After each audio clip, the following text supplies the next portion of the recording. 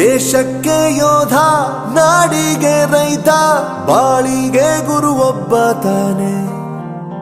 ಅಕ್ಷರ ಕಲಿಸೋ, ಅಜ್ಞಾನ ಅಳಿಸೋ, ಅವನೂನು ಅನ್ನದಾತಾನೆ.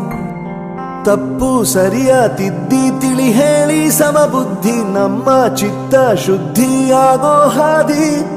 ಎಷ್ಟೇ ದೂರ ಹೋದ್ರೂ ಮರಿಬೇಡ ನಿನ್ನ ಬೇರು, ನಿನ್ನ ಸಾಧನೆಗೆಲ್ಲ ಇದುವೇ ಆದಿ. ಪಾಠಶಾಲಾ